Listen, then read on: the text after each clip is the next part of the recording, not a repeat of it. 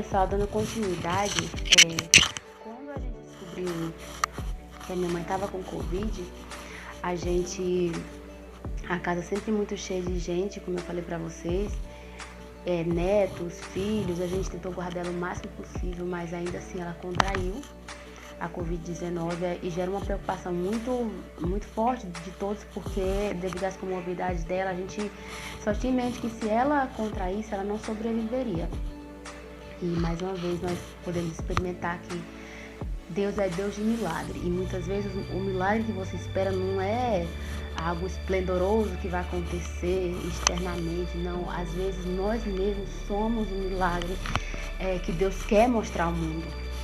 Muitas vezes através da nossa própria vida, da nossa existência, das coisas que a gente consegue superar, não porque a gente pode de nós mesmos, mas por causa de um Deus que tem planos em nossas vidas.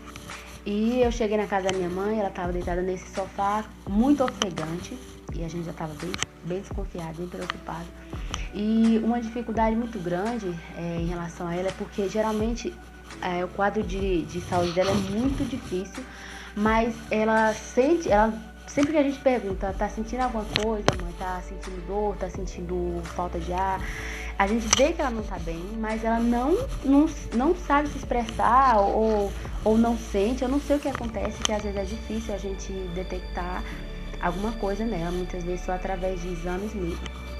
E a gente perguntava se ela estava com falta de ar, se ela estava dando alguma coisa, e ela só falava que estava com uma fraqueza muito grande e que não estava sentindo nada, mas a gente viu que não estava certo. Então ela não queria ir para o hospital em primeiro momento de jeito nenhum. A gente também temia dela ir pegar lá, não sei, talvez Covid, e ela ir pegar esse Covid lá, mas de qualquer forma não dava para ficar só em casa. E outra coisa também que nos preocupou foi que a diabetes dela, ela ficou descontrolada.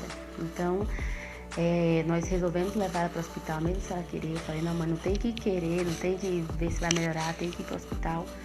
E assim a gente fez. Eu fui para o hospital com ela naquele momento e ficamos lá. Quando chegamos lá, no primeiro exame, o pulmão dela já estava comprometido 70 e alguma coisa por cento, né? Então ela já tinha contraído o Covid, já estava sentindo nos pulmões nessa proporção toda, e bateu o desespero em mim, em toda a família, todo mundo já ficou desesperado, e a gente também ficava tentando poupar o nosso pai, porque ele parece muito forte, mas nos momentos de enfermidades assim, ele se abala muito. Então a gente tentava ficar poupando, mas chegou um momento que as coisas estavam só se agravando. No segundo exame que ela fez, o pulmão já estava 80 e alguma coisa por cento. Eu não me lembro se nesses primeiros 8 dias ou se nos primeiros depois. E eu lembro que ela teve uma melhora durante esses 8 dias e a gente voltou com ela para casa. E uma das coisas que mais me desesperou, que me chocou, porque eu nunca tinha visto ela daquela forma, né? Já tinha perdido a visão, já estava sendo muito difícil para muitos de nós, principalmente para os filhos que chegavam de fora para vir visitar e via ela agora sem enxergar. Ela que sempre foi batalhadora, que criou a gente numa batalha muito grande, mulher de roça, mulher de fibra, e dava um choque muito grande em todo mundo. Então sempre que alguém chegava e via aquela primeira situação, era muito complicado, até todos se adaptarem, não é se acostumar, mas se adaptar. E eu me lembro que ela teve uma melhora, a gente veio para casa com 8 dias e ela ficou, acho que um dia e pouco em casa, e aí já piorou. Minhas irmãs, tinha algumas irmãs minhas de fora aqui, também tinha todas as outras daqui. Nós somos na maioria mulheres, 12 meninas. E eu queria descansar um pouco, porque era 8 dias sem dormir direito. Foram dias terríveis que eu não pensava que ia conseguir passar por tudo aquilo. Ao ver ela gritando, minha irmã, para trazer comida para ela, na mente dela ela estava em casa, gritando meu pai para vir armar rede, eu tinha que acalmar ela. Ela gritava mesmo no hospital, na ala da Covid. Tinha outras pessoas lá com situações também piores, então eu me vi assim, perplexa diante daquilo tá acontecendo com a gente, que tomou tanto cuidado, que tentou ao máximo, que a gente tinha aquele medo de ela não conseguir por conta de todos os problemas que ela já tinha, né? Como eu relatei pra vocês, o rim dela principalmente, que a gente sabia que era uma das causas que o Covid mais afetava também, era um problema que já vinha de algum tempo e estava já perigoso ela ficar na hemodiálise. Então foi uma das nossas maiores preocupações, mas para piorar foi nesse período que ela fez o exame do coração e deu esse pequeno derrame no coração dela, se eu não me engano era assim o nome, e o pulmão piorando. E viemos para casa e com um dia e pouco a gente teve que voltar para ela de novo porque ela estava muito ofegante. E fomos eu e uma irmã minha dessa vez, e eu ficava dentro do hospital com ela e essa minha outra irmã e depois a minha cunhada. Se eu não me engano, da primeira vez meu irmão também foi comigo, mas não podia ficar os dois, então ficava dando suporte de fora do hospital. Nós temos uma prima lá nessa cidade, né, que dava todo o suporte para nós, inclusive eu quero agradecer muito a ela, né, que Deus possa abençoar, porque sempre que a gente está por lá, com momentos de enfermidade, por qualquer coisa, ela sempre é um suporte muito grande em nossas vidas, né. E aí, depois eu vim pra casa e voltei com ela, porque as minhas outras irmãs, muito abalada, muito, ninguém tinha condições. Eu também não tinha, mas eu fui com ela. E essa outra minha irmã, que ficava dando suporte de fora, lavando as coisas, trazendo comida, porque ela não queria as coisas do hospital.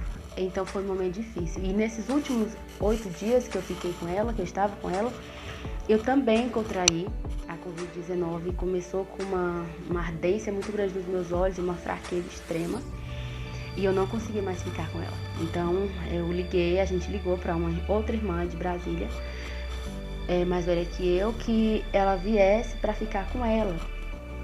E ela veio, e quando ela chegou no hospital para trocar de lugar comigo, minha mãe não queria que eu saísse do hospital, então foi o momento mais que me desabou por completo, porque mesmo não estando totalmente lúcida, ela conhecia os filhos, e ela não queria que eu viesse, mesmo ela tendo muito apego com essa minha outra irmã, ela não queria que eu viesse, que eu saísse do hospital. E aí eu lembro que ela falou assim pra mim: Dora, eu quero deitar em teu colo. E aquele momento ali pra mim foi um choque terrível, algo... Eu nunca vi minha mãe falando aquilo, ela toda a vida foi muito guerreira, ela nunca foi de estar mimando muito os filhos, embora a gente sentisse o amor dela e o cuidado em tudo, mas ela não era assim de ficar muito melenta com os filhos, ela cuidava, a gente sentia o cuidado dela extremamente, mas ela nunca tinha se mostrado tão frágil, entende? E quando ela pediu isso, eu deitei ela no meu colo. Eu estava sentada na cama, botei a cabeça dela no meu colo, como ela tinha pedido. E ali eu senti um momento de desespero que eu não soube explicar. E eu estava cantando o hino da harpa. Se eu não me engano, o hino 26 da harpa. E eu parava, chorava e continuava cantando pra ela não perceber que eu estava chorando. Então foi muito difícil, mas eu não estava mais aguentando ficar com ela. Então mesmo sem ela querer, eu me despedi dela, não falando que ia embora, com medo dela piorar. Eu falei: mãe, eu vou sair um pouco e a minha irmã vai entrar. E a minha irmã entrou, só que depois ela viu que eu realmente tinha vindo embora. Eu não tinha coragem de dizer pra ela que eu tava vindo embora. E eu vim. Quando cheguei aqui, fiz o teste também, que até então eu tava sentindo tudo, mas eu pensava que só era o cansaço desses 15 dias que eu já tava lá com ela. E não era, eu já tinha contraído a Covid, chegou aqui, eu fiz exame e fui detectada. Mas os sintomas não foram, graças a Deus, tão graves. Tava mais mesmo sintoma de cansaço físico e emocional, pouquíssima falta de ar, né? E eu fiquei em casa mesmo, eu fui hospitalizada, fui medicada em casa. E Deus me abençoou e eu consegui passar esse processo. Só que quando a minha irmã estava lá com ela, eu não me lembro quanto dia depois, se 2, se 3 ou se menos, foi necessário que ela fosse transferida para uma UTI. E aí todo mundo se desesperou nesse momento. Todo mundo se desesperou, criamos grupo de oração. Esse desespero que vem na gente, esse medo, sempre estava aliado à fé. Sempre estava também na nossa mente que era necessário crer que Deus é Deus e que Ele poderia fazer o que Ele quisesse fazer. E que a gente precisaria confiar nele. E a gente sempre falava que o milagre maior era a vida dela. Ou que Deus curasse ou que Deus não curasse. Tudo que ela já tinha enfrentado já era prova suficiente de que Deus fez da vida dela um milagre. Ela foi transferida para a cidade de Floriano e ficou, acho que ela foi desacordada ou sedada, não me recordo, com essa minha irmã, e lá ela ficou eu também não me recordo se foi 8 ou 9 dias na UTI. Ela já acordou na UTI e ela se viu sem nenhum dos filhos, desorientada, com a situação difícil. E a minha irmã ficou lá em Floriano com ela, só que vocês sabem que não pode ficar na UTI, ela ficava de fora com ela.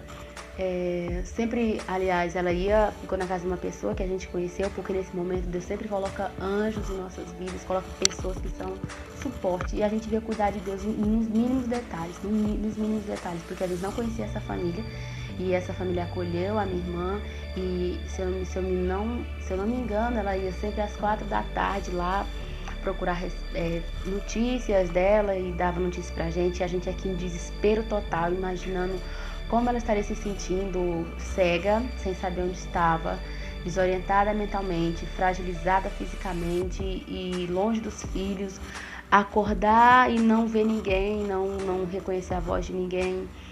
Mas Deus cuidou, e foi nesse momento que Deus falou com a gente, falou fortemente com uma irmã, que era Deus que cuidava. Nós precisávamos entender que era Deus que cuidava dela. Por mais que a gente tivesse todo esse apego, todo o cuidado com ela, o máximo, mas na verdade quem cuida da gente, quem cuida dela era Deus. E foi nesse momento que nós tivemos que confiar plenamente na ação de Deus, no cuidado de Deus, e Ele cuidou. E nossa preocupação era de ter a notícia de que ela tinha sido entubada. Então ela ficou lá esses dias, e os enfermeiros, os médicos vinham dar notícia, e era muito ruim porque sempre mudava de médico. Então hoje o médico dizia uma coisa, amanhã já era outro médico que vinha dar notícias, e foi desesperador, mas também a gente viu o cuidado de Deus. Eu sempre quero frisar que a gente vê o cuidado de Deus. Não há como não dar glória, não dar honra para Ele em toda essa situação, porque nós vemos, sentimos, vivenciamos o cuidado de Deus. E eu lembro que depois que ela saiu da UTI, foi pro quarto, a minha irmã foi com ela. Minha irmã já estava muito fragilizada, muito mal, tinha passado por um momento difícil recentemente. E aí ela ficou com ela no quarto, e aí mandava foto pra gente, vídeo pra gente. Então minha mãe começou a conversar, reconhecer a voz dela, reconhecer que ela estava lá com ela, mas ainda assim variava das ideias muito. E ela só falava num enfermeiro que ficava lá com ela não lembrava o nome dele, falava um nome engraçado. Depois a minha irmã conheceu esse enfermeiro, e ele falou que às vezes precisava mobilizar ela, porque ela arrancava os acessos, estava muito agitada, porque ela estava desesperada longe dos filhos. Isso era uma coisa que nos martirizava aqui fora, imaginar como estava sendo a reação dela, não ter ninguém por perto. E ele falava que ela falava o nome dos filhos, ela chamava muito o nome dos filhos. Então, pensar assim nessa situação foi muito difícil. Foram umas noites que a gente precisou ter fé, mas muitas vezes eu confesso para vocês que eu acredito muito que alguns dos meus irmãos também chegou a realmente, meu Deus, será que ela vai voltar? Até que então ela teve alta, diante de tudo isso, ela teve alta, e nós já estávamos... Só o fato dela ter saído da UTI já, para nós era um milagre, como alguém com o quadro de saúde dela, com a idade dela, não foi entubada, tinha saído da UTI, sendo que pessoas que a gente conhecia mais novas, pessoas que aparentemente não tinham enfermidade, não aguentou o que ela aguentou. Então não tinha como não ver Deus nessa situação, não tinha como não acreditar que Deus estava no controle, que Deus estava fazendo um milagre, que Deus estava respondendo oração, que Deus estava presente.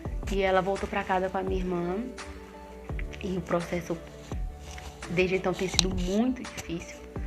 A recuperação lentíssima, ela não voltou mais a caminhar sozinha. Depois de toda essa situação, ela não caminhou mais sozinha, debilitou extremamente ela, e desde então ela está acamada.